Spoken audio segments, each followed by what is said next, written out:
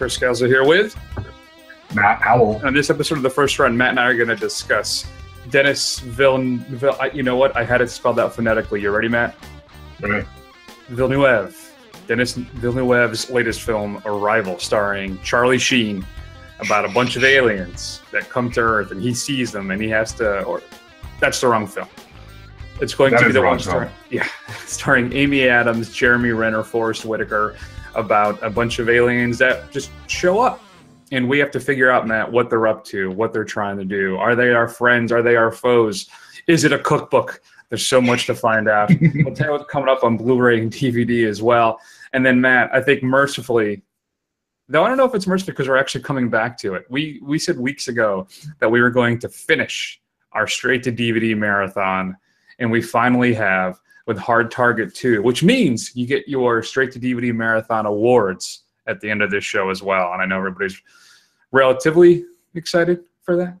So, Matt, let's start everything off, though, with a clip from Arrival. Not The Arrival, just Arrival. There are days that define your story beyond your life. Like the day they arrived. What might be called first contact. The objects measure at least. I'm Colonel G.T. Weber from Army Intelligence. Pack your bags. You're at the top of everyone's list when it comes to translations. Priority 1. What do they want? Where are they from? You'll be reporting to me, but you'll be working with him when you're in the show. That's what they call it, the UFO.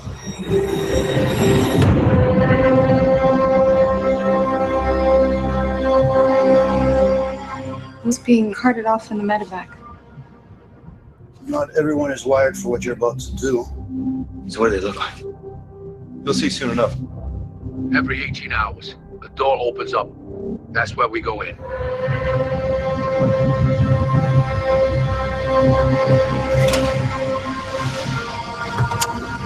It's done. Yeah, that just happened. What happens now? They arrive. They need to see me. Dr. Banks? Are you insane? Now that's a proper introduction. So, Matt, we have The Arrival. Now, you and I think are both big fans of smart science fiction, right? That is correct. So, does this fall under that smart science fiction, or is this thing just way too heady for its own good and trying to do a little too much and just give me something with a little action and Will Smith? Where do you come down?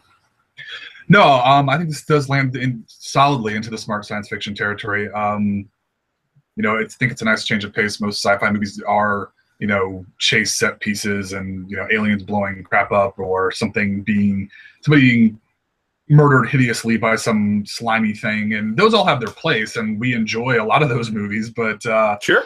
I think this is, this is a good, solid sci-fi film as far as, it kind of brings a different way of looking at it, like treats it, the subject matter a little bit differently. And, I appreciate that. And I think it's really, we don't get enough of that type of sci-fi.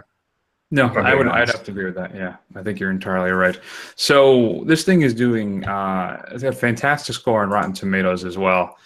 Some people say it's potentially one of the best films of the year. What do you think of the movie? Why don't you break it down for the kids at home? Well, first off, why don't you tell everybody what's happening as well? Okay. All right. Well, I will try and be high level so as not to get too into the details, but essentially 12 alien spacecraft appear all over the world, and Amy Adams plays a linguist who is drafted by the government to come and try and figure out what their language is, or see if we can figure out a way to communicate with them. She's got a team of scientists. Jeremy Renner plays a mathematician who's there with her. And essentially it's all about, the intellectuals and the scientists trying to learn how to communicate with these other intelligent beings versus kind of the paranoia of the military and society at large, and kind of how those two things interact, and will we learn to communicate before we do something stupid is really what the whole premise of the movie is. I gotta admit too, I think in this current political climate, the film's almost prescient, and it's weird. There's this, and then in a separate cultural vein, I don't know if you've heard it yet, but on Tribe Called Quest's latest album too. I feel like there are two pieces of pop culture that seem to have been delivered at the exact right moment. But that's all I'll say about that. So what'd you think of the film overall then? Do you think it deserves the high praise that it's getting? Yeah, I do actually. I thought the performances were, good to excellent in some cases. The story was, like I said, I enjoy that kind of cerebral, thoughtful kind of exploring some of the kind of societal issues that you can do with sci-fi, and I appreciate those types of films. I thought it looked great. I mean, the directing was fantastic. I hesitate to say necessarily the way that it might be one of the best films of the year, because I think there's still that kind of Oscar bait, award season slate that we've got coming up over the next month and a half. But to be quite honest with you, if I think back to what I've seen this year, and I've seen a lot of movies since kind of retaking up this podcast, I definitely would still. I wouldn't be surprised if this would definitely make my top 10 compared to what else has been out there this year. And I don't know if it'd crack top 5, but it will definitely crack top 10 for sure. Yeah, I think that's a fair assessment. I think that I thought the thing was fantastic. I really enjoyed it, and I think that Villeneuve's really had a streak going. Right, for me, the first thing I really saw him was Prisoners, the Hugh Jackman and Jake Gyllenhaal film, and after that, there was the fantastic Sicario with Emily Blunt and Benicio del Toro and Josh Brolin. So this is his next film. I'm wondering. All of this stuff seems to have a very dark, at times, tinge to it. And one of the things I appreciate about his work is that he lets his films unfurl, right? There's not, everything just kind of just happens, and not at a leisurely pace, but there's never, I feel, any rush to anything.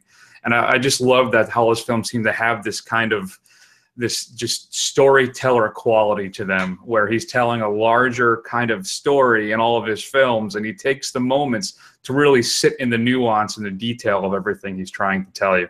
I think one of the strongest things about this is Amy Adams, possibly the best performance I've seen her deliver since Batman v Superman.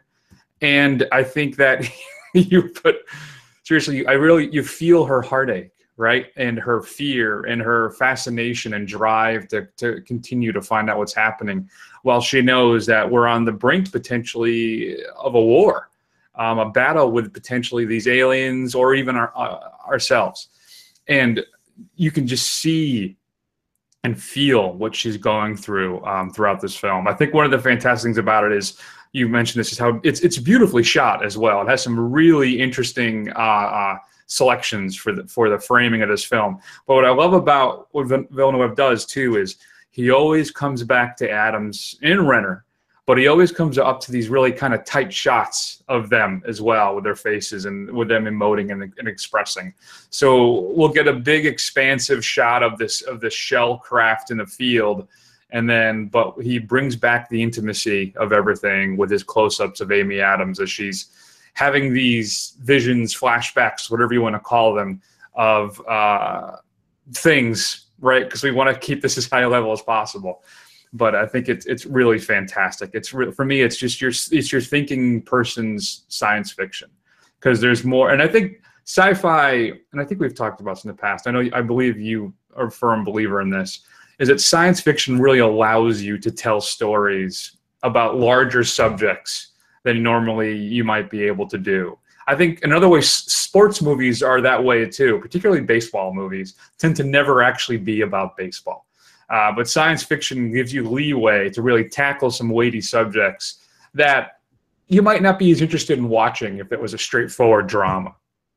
So another thing I think that Villeneuve does too is he's doing a lot. He's saying a lot, and he's telling us a lot in this film.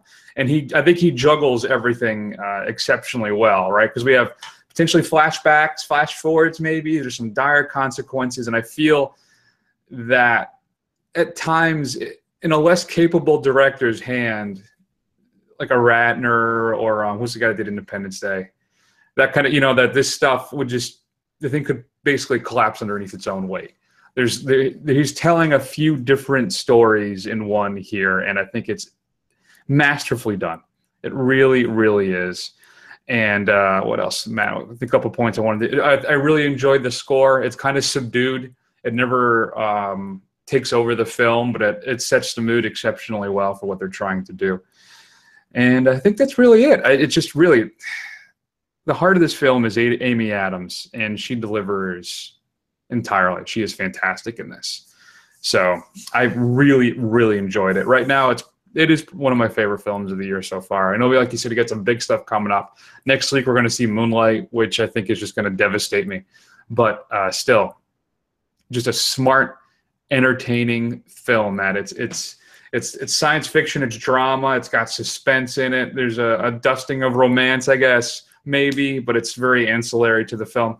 So I don't know. Overall, I absolutely loved it. And it's one of those things where you walk out of it, you're still thinking about it afterwards.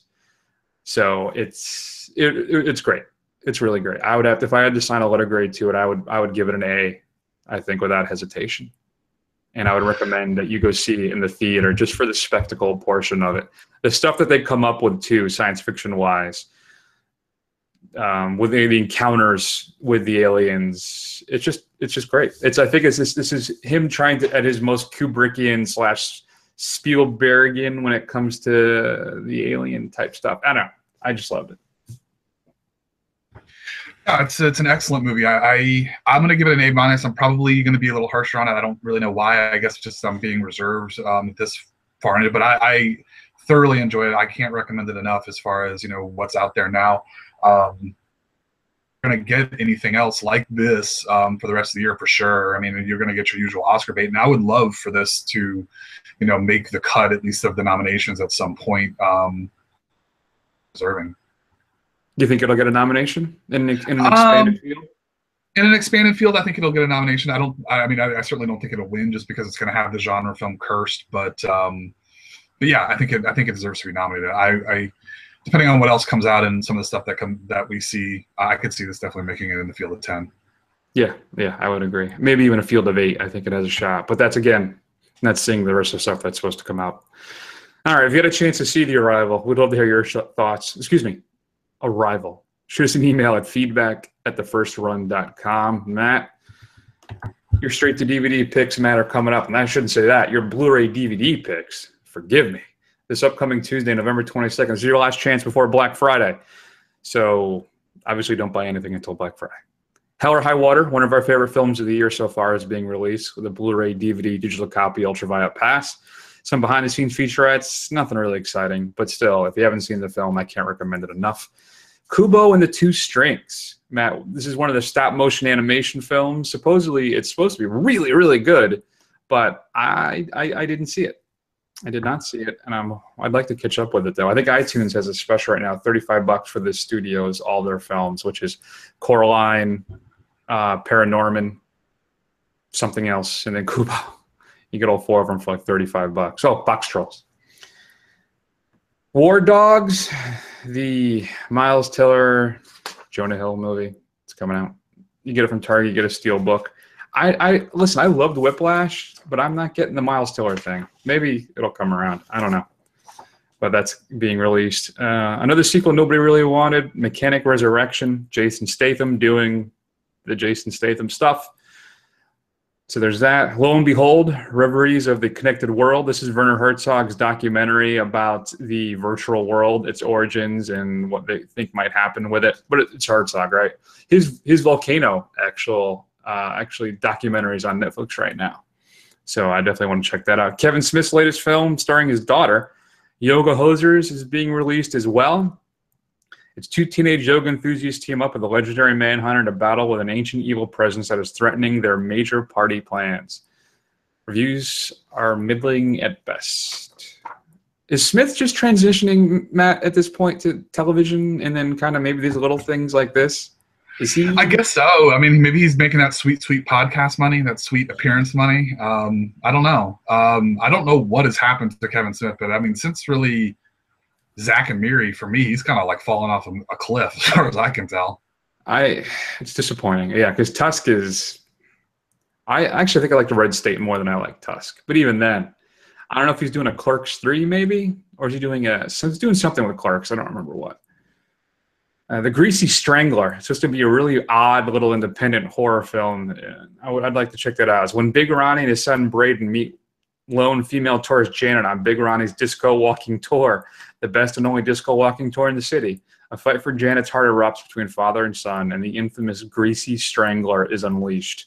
This played at Alamo Drafthouse to some acclaim by the weird people, which I count myself amongst. Yeah, those are our people. Don't diss them. Exactly. New to Blu-ray, you're going to have One Eye Jacks from the Criterion Collection, which is Brando's film. Includes a new 4K digital restoration and a new introduction by Martin Scorsese. The Squid and the Whale, also being released by Criterion. This is Noah Baumbach's film. Another 4K digital transfer, totally restored. New interviews with Baumbach and actors Jeff Daniels, Jesse Eisenberg, Owen Klein, and Laura Linney. Some other featurettes as well. Cronenberg's Rabid is being released by Scream Factory, the new 2K scan, and an all-new interview with the author of the book Golden Goddesses, 25 Legendary Women of Classic Erotic Cinema, and Marilyn Chambers, who's in the film as well, if you didn't recall, Matt, and an all-new interview with Susan Roman as well. Matt, have you seen Rabid? I have not. Pretty good. Early Cronenberg is good. Grindhouse is giving us I Drink Your Blood, one of the first, if not the first film rated X for violence from the 70s, which of course is relatively tame now. As a special feature, includes 2 other films, I Eat Your Skin and Blue Sextet. It just was Grindhouse classics. So if you haven't seen I Drink Your Blood, which I have not, I am looking forward to picking this up. We have a local video store here called Grindhouse Video Tampa, and they usually carry all this stuff, so I'll be running in to pick that up. The first 3,000 copies, Matt, come with a hypodermic needle. Not a real one, but a replica one. If you're not familiar with this movie, Matt, what happens is a little punk kid, he takes the blood of a rabid, I think raccoon, out and then puts it all into these meats and stuff, and then people eat them and they go crazy, rabid type thing. All right. Sounds so fantastic. I thought we talked about this last week, but then there's another outlet saying that Arrow's releasing Chud this week. I don't know. So either way, Chud's out on a Blu-ray from Arrow. Vestron Video is giving us Chud 2, Bud the Chud. Includes an audio commentary with the director David Irving and some cast interviews. They're also giving us Return of the Living Dead 3. This is the Brian Yuzna directed one, and they're including the unrated version of the film. Return of the Living Dead 3 is actually pretty good if you haven't seen it. And then finally, Mystery Science Theater Set 37, which includes The Human Duplicators, Escape 2000, Invasion of the Neptune Men, and Horror at Party Beach, all being released as part of this set. Matt, your straight to DVD pick of the week. I'm going to give you Santa Claus, A Horror Story. I feel like we give this guy entirely too much press sometimes. But anyway, it's another Beelzebub classic. I think we've featured 3 or 4 of his films at this point. A woman reports her alien abduction story, but hypnosis reveals that her nocturnal visitor was a man dressed like Santa. Was she dreaming?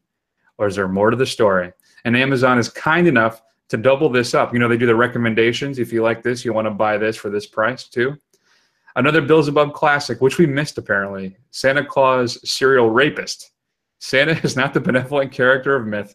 He is a dark being who, in the tradition of the gods, mingles with mortal women as he pleases. So that's a good double feature for the holidays.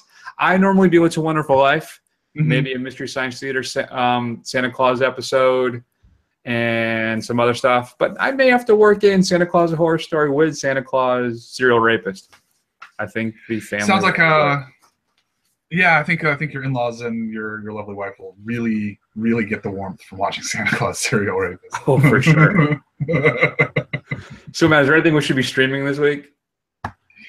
Yeah, sure. I'm reaching back into the vaults for this one. So, Chris, have you realized we have been doing this show for 6+ years? Isn't that freaking crazy? That's disgusting. For no reason, right? I know I know for no reason, but here we are. So I'm reaching back to one of our early shows. James Gunn's directorial debut, Super, starring Rainn Wilson and Ellen Page, is on Netflix right now. This is basically where... That's a weird little thing. It's a weird movie. But basically, Rainn Wilson, his wife, gets in trouble with, wrong element. So he decides he's going to become a superhero. puts on the costume, goes out and has no superpowers, and decides he's going to fight crime. Where this thing gets really weird is the fact that instead of playing this for like goofy laughs where you expect this to go, it gets really dark really fast. And it is a brutal film. And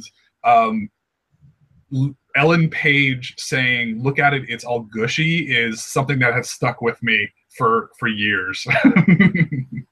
Yeah, I have like no interest in seeing Super, considering how that last third of the film is it's just uncomfortable. You know, and clearly this is James Gunn, Guardians of the Galaxy James Gunn, Mr. Fun James Gunn. Clearly Rainn Wilson is demented in this film. You know, I guess that's the whole point. But I would much rather, Matt, if I had to choose an old James Gunn film, go with Slither, which I almost watched the other day because I hadn't seen it in so long. Slither, I think, is a lot of fun. I've always liked that one. There you go. So, but I don't know whether that's streaming to watch anywhere. It may or may not be. I don't know. All right, that's fine. Oof, I don't know if I'd want to watch Super again. I don't know. I kind of do want to watch it again just to kind of fulfill my morbid curiosity to see if it's as crazy as I remember. Probably. All right, man. So let's get the straight to DVD madness going, and let's hear a clip from the last film in our marathon, Hard Target Part 2. Les Taylor is the new world champion. I'm putting together something special. A one-off fight in Miramar. Where's the ring? We're standing in it. 100 square miles of jungle. What is this? The ultimate challenge. Hunting your equal. We have an exceptional opponent. Why did you run home to Mama? They're called hard targets for a reason. Matt, they're called hard targets for a reason. This time we have let me ask you, because I'm not really into this world. Is Scott Adkins an MMA guy? Is he really an MMA fighter? I honestly have no idea if he is or not, to be quite honest with you. I think he's well, yeah, I don't know. Yep. Let's move on. Well, he's a martial artist. That says here. You know what? This guy screamed. Oh, he's English. He didn't. No, interesting. I didn't catch that. Good for him. He screams though. Jeff Speakman. Yes, he does. Yes. And you know what, Matt? That's not a bad thing.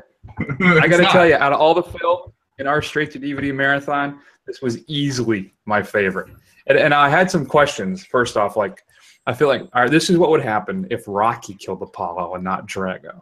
I think this is exactly what happened. I think Rocky would have gone to Hong Kong, like what Rambo did, except that was Vietnam. Where was he in the fourth one? Myanmar, whatever it's called now. I don't know. Anyway, he's catching snakes and reptiles, and then he gets roped into helping these dumb people who do some dumb things. Well, this time, Scott Adkins, who plays our hero in this film, he is, what's his name in this? Wes Baylor. He kills his best friend in the ring. And he runs off to Hong Kong. He gets into some, he does some fighting professionally on the side of these underground fight clubs. And he gets thrown a whole ton of money to go to an island to fight somebody else. But what happens, Matt, is he's not fighting anybody. He's going to be on the run for survival. They're hunting him down. Man is the most dangerous game, Matt. And now we have Hard Target 2 without a Van Damme to see. No Van Damme in sight. So here's the thing I was wondering. It makes me wonder now, did I even need Van Damme in the first place? Because I feel like I could be on board for a whole Hard Target franchise. I think I enjoyed this thing a lot more than I should have. Where do you come in? Yeah, I was surprised at how entertained I was by this film. I mean, let me just get something right out of the way. I mean, it's not good. I mean, the acting is not good. I was thoroughly, this is okay throughout the entire thing, which is high praise. And I don't know if it's because of how bad the rest of our marathon was, that kind of like elevated this, to, because it wasn't covered in mud and feces. It's like, man, this thing is awesome by comparison. Right. But yeah, I was thoroughly entertained. Now, I don't know if the hard target premise can really sustain itself, because I would think it's basically the same thing. Guy chases some martial artist, he kills a bunch of dudes, and they picked the wrong target. Is I think how everyone would go. I don't know how many of these I could watch, but yeah, I was surprised. I was actually amazingly surprised at how much I liked this, or at least I enjoyed it. So it's been 23 years since the last. It was 93 was the last one. And the funny thing is I'm sitting there watching this. I'm like, what the hell was the premise of Hard Target again? I was like, okay, so this guy's a martial artist, but what's the deal? And then I'm like, oh, it's the Most Dangerous Game ripoff. That's what this is. Like, so, but it took me, like, I could not remember for the life of me what the deal is with I just remember Van Damme with a bow in the woods. That's all I could remember about Hard Target. I couldn't remember what the issue was. So, yeah, I'm sorry, it's not an island. This one actually takes place in Myanmar as well. So I'm surprised you didn't run into Rambo. Now, that would be an awesome team-up. Rambo and Wes Baylor. Hard Target 3. Jeff Speakman 2.0. We do need Speakman. What's Speakman up to nowadays? I have no idea. He basically achieved cinema perfection with The Perfect Weapon, and then he just moved on with his life. I don't know, he did Street Night, and I think he popped up in some other stuff. But, yeah. Yeah.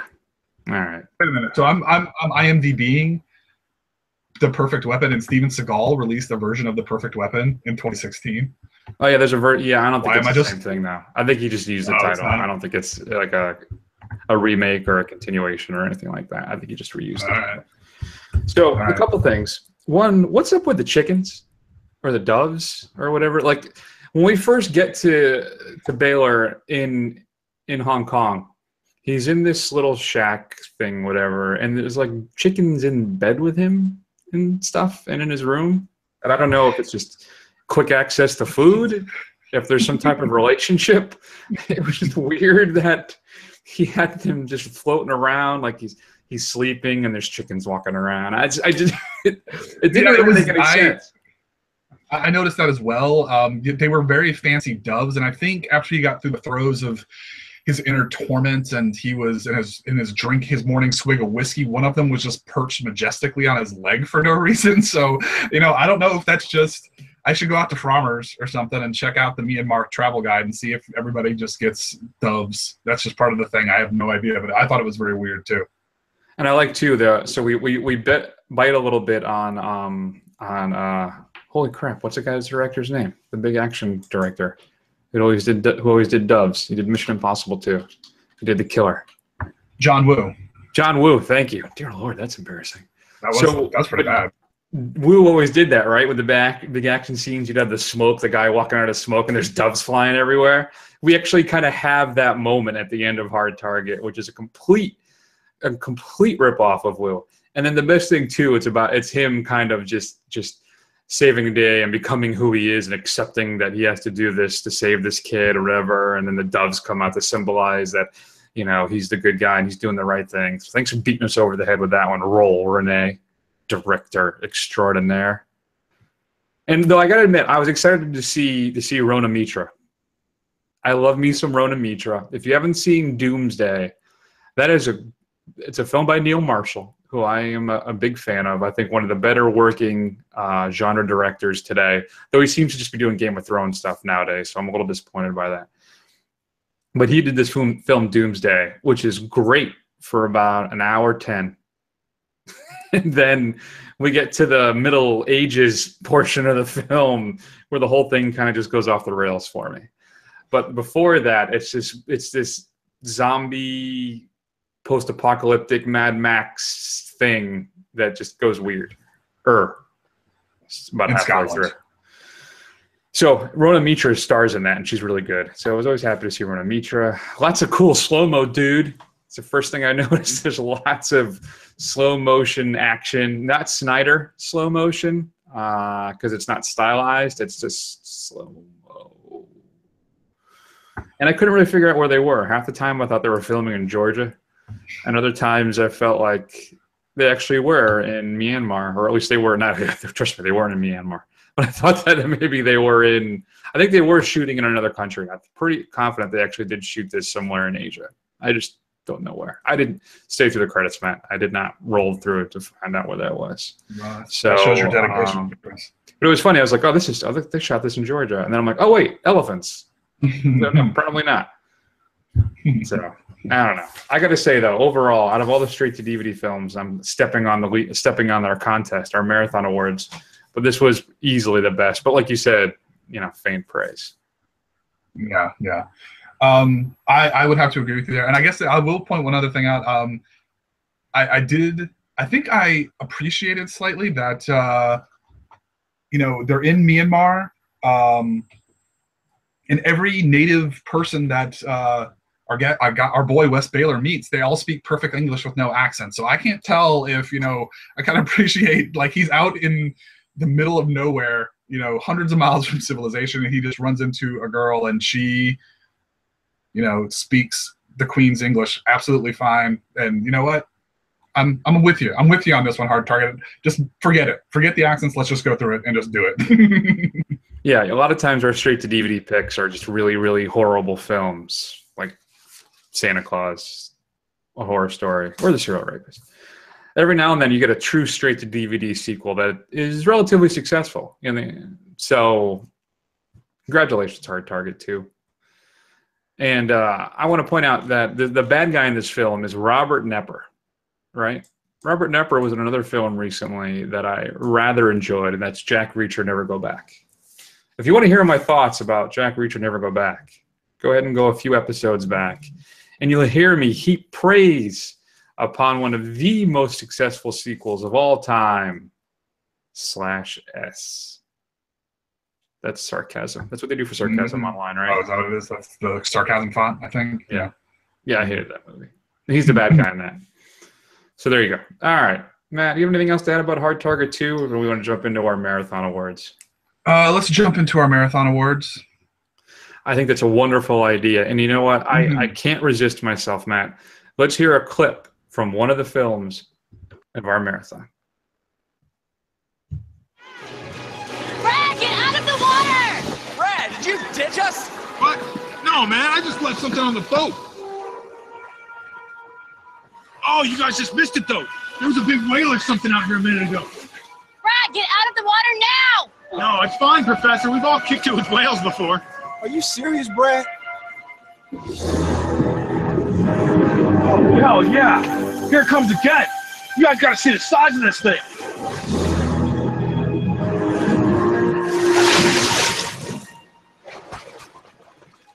What was that? I have no idea. Everybody, get back inside. Brad, stop being an idiot and get out of the water. I don't think that's a whale.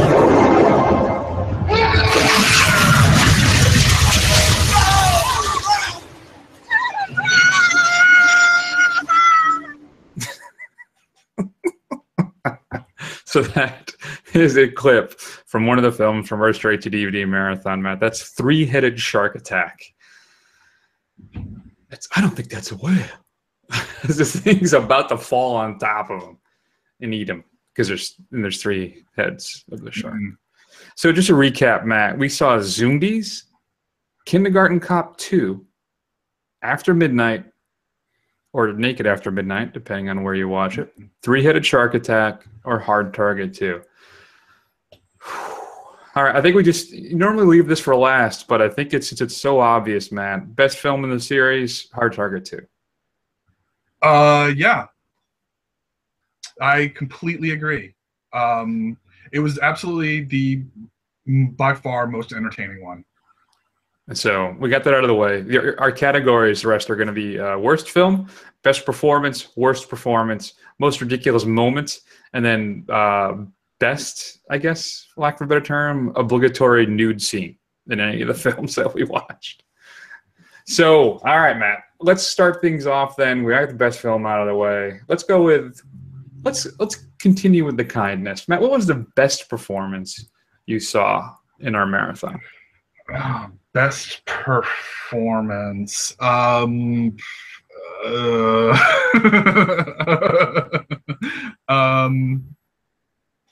Yeah, I guess I'm gonna go Knepper, I guess, in Hard Target 2. I mean, he's not great, but he's Nepper. He's consistent in how he does his thing, and I certainly can't give it to Dolph Lundgren, even though I kind of want to just for ha-has, but I can't.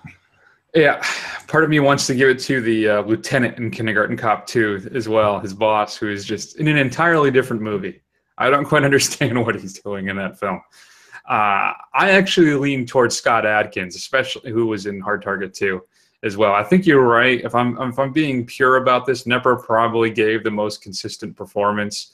But the fact that I just found out that Adkins is English and I didn't hear that accent at all, I'm going to stick with Adkins. I'm going to say that our star of Hard Target 2, because he gets to deliver some really cheesy lines, and they're just slightly horrible. So I think that's a statement of victory in itself. So Matt, what do you think then is the worst performance we saw in these films? I guess I'm gonna have to go with Grieco and After Midnight, just because that's a bad one. The movie is just an abomination. And at least zombies in Three-Headed Shark Attack were at least entertaining, and they were at least funny, even if it was unintentionally so sometimes. But there's really nothing to recommend After Midnight at all, and I'm mad we had to watch it. Yeah, I think it's my fault that we watched it. I went with Karuchi Tran from Three-Headed Shark Attack. She was the lead, Maggie Peterson, and she was hard. I can't believe this, but she was the worst thing in that entire film. Her performance was so bad. And the worst thing about it is because she's supposed to be the leader. She's supposed to be the one getting everybody moving and organizing and everything, and she is just dreadful. Every time she gives an order, it's like she's reading the line for the first time. And it is really, really bad. So, but it's so bad, it's hilarious. So, but I still have to give it to her. I think, again, you're probably right with Grieco, but Karuchi's just, it's horrible. So, all right, Matt, next up, you want to go ridiculous? I think we go obligatory nude scene. Well, for me, this is a no-brainer. And I don't remember the character's name, and I don't remember the actress's name, but in the beginning of Three-Headed Shark Attack, we were watching was really weird. So the first part of it was like attacked on like 10 minutes where they swore and there was nudity, and for whatever reason, one of the scientists, when she gets on the underground base, she strips off her wetsuit and is topless, and it's a nice, it's a slow kind of supposedly sexy thing. But then the rest of the movie, it's all censored and everything's bleeped out, and it's such a weird, incongruous mishmash that it really stood out, just because, one, there's no reason for her to do that, and B, because the rest of the movie is censored, I didn't understand what was going on at first. Yeah, I think we talked about it at the time too. I think it's just they added that for the home video market. I'm not even going with the scientist though. I'm going further back to the very beginning when the people are hanging out by the water. Oh, right. Yeah, good one. The woman who clearly I think is from an adult film or some type of adult entertainment industry. I don't know what, because she's so, it's even a ridiculous thing to say, but her performance is so bad that she's clearly there just to take off her top. That's her only reason for being in this film. And it's uncomfortable, it's bad. And you're like, yeah, I see what we're doing here. I was like, let's just get moving. I feel like even 15-year-old me would have been like, yeah, let's move on. Come on, let's pick it up. So yeah, that's for me. Both Three-Headed Shark Attack, but two different scenes for us. Man, I don't understand. So Matt, what was the most ridiculous moment out of all the films we watched? No, this is a tough one, Chris. So I got two contenders. One, well, let's say three. Two from Zombies. The zombie giraffes eating the guy out of the tree was insane. Also, the terrible smash cut for the gorilla that goes from really unconvincing CGI to even more unconvincing close-ups of a guy in a suit. Those were pretty bad. But again, I think I got to give it to Three-Headed Shark Attack again, just because this 2-ton gigantic animal leaps 40 feet into the air and plows head first into 6 inches of water. You can literally see it's like 6 inches of water trying to eat somebody, and it just swims away. I don't know how something that big didn't die or even got covered up by the water again, but Yeah, way to stick. I mean, that's what really what took me out of three. That's where Three-Headed Shark Attack lost. Yeah, that's where they lost it. Yeah, I think that's fair. Yeah, that was probably one of the more ridiculous things. But I have to unrespectfully or disrespectfully or irrevocably or irregardlessly disagree with you, and it's going to be the elephant ride in Zombies. I really can't think of a more ridiculous moment than this horrible CGI'd elephant ride that they're on. You have to see it to believe that they actually did this. It's so bad. Zombie Giraffes was a close second for me as well, but for me it was Elephant Ride the whole time. It was when I was watching this, it was one of the few times I laughed out loud for a good 10 Mississippi. It was so bad. So, all right, Matt, let's wrap it up then. What is the worst film of this series, of this marathon? What was the one that left the mark the most? it has to be After Midnight or Naked After Midnight. I mean, that film has absolutely nothing to recommend to it. As we've just discussed, Kindergarten Cop at least has the lieutenant. Zombies has laughable special effects. Same thing with Shark Attack or Three-Headed Shark Attack. But there's really nothing. There's really nothing to even recommend you for After Midnight. And I'm sorry I suggested it. I apologize to everyone. You know what? I gotta go Kindergarten Cop too. Do you? I'm watching everything. Nothing made me angrier than Kindergarten Cop 2. I think because it coos so strongly on the original film. It takes everything that was so great about the first one, and then just sucks all the life out of it. And it's as low rent and as stupid as you could possibly imagine in a relatively well-revered, established product. I think that's what, for me, was the most offensive thing. I knew what I was getting into with After Midnight or whatever the hell it is. And I know what I was getting in with everything else. So it just on a sheer offensive level, Kindergarten Cop 2 was the worst film in the series for me. And I like Dolph. I think Dolph can deliver a reasonably entertaining, engaging performance too. But the script was so bad. It just, from beginning to end, it was just an absolute train wreck of a film. It's something that should never have been made. So that's why I had to go with Kindergarten Cop 2. Okay. I mean, I guess I didn't have as much reverence for Kindergarten Cop 1 that it crapped all over its legacy, but relative. I understand. So, all right. We'd love to hear your thoughts. Why don't you tell us what you think the worst or best film of the series was, best, worst performance, all that jazz. Shoot us an email at feedback@thefirstrun.com. Matt, next week, prepare to get your heart broken. We're going to be checking out Moonlight. And it's considered supposed to be one of the best films of the year. Also, Edge of 17 is out, which is supposed to be great. I want to see that. Fantastic Beasts and Where to Find Them, relatively entertaining. I want to see that. Nocturnal Animals is going small this week, but wide shortly. So Loving is playing down the street from me here as well. There's so much stuff coming up. We're in that season, Matt. We still got to check out The Monster from A24, which I believe is available for streaming right now. So there's a lot to get through. So we got a lot of stuff coming. But next week it's going to be Moonlight. We don't have a second film lined up as of yet. Maybe we won't because it's the holidays. Thanksgiving's coming up, so maybe we can take a little break with that. There's a lot coming up. We'll figure that all out. So check us out. We're on YouTube. We're on Twitter. We're on Instagram. Do a search for The First Run, and eventually you'll find us. Email us at feedback@thefirstrun.com as well. We'd love to hear from you. All right, Matt. I guess that's going to be the big show this week. We're going to take an extended break, and we'll see you all soon.